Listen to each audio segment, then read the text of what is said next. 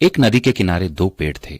उस रास्ते एक छोटी सी चिड़िया गुजरी और पहले पेड़ से पूछी, बारिश का मौसम शुरू होने वाला है, क्या मैं और मेरे बच्चे तुम्हारी टहनी में अपना घोंसला बनाकर शरण ले सकते हैं?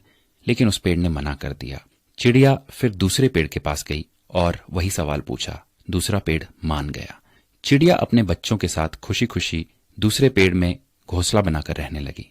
बारिश का मौसम आया और एक दिन इतनी जोर की बारिश हुई कि नदी के पानी का स्तर और तीव्रता बहुत बढ़ गई। इसी दौरान पहला पेड़ जड़ से उखड़कर पानी में बह गया। जब उस चिड़िया ने उस पेड़ को बहते हुए देखा तो कहा, जब मैं तुमसे अपने और अपने बच्चों के शरण के लिए आई तब तुमने मना कर दिया था, तो अब देखो तुम्हारे उसी रूखे बर्ताव की सजा तुम्हें मिल रही है।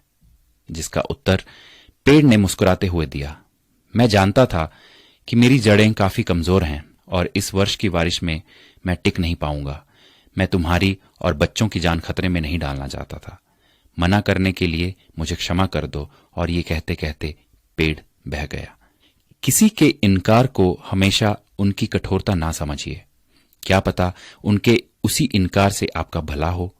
कौन किस परिस्थिति में है हम शायद उसे ना समझ पाए, इसलिए किसी के चरित्र और उनकी शैली को उनके वर्तमान व्यवहार से ना तोलें।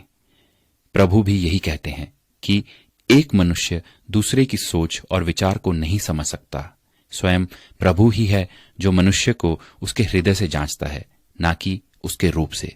तो आइए दूसरों के बारे में ऊंच नीच से ना सोचकर सबको प्रेम और भाईचारे की नजर से देखने का प्रयास करते हैं।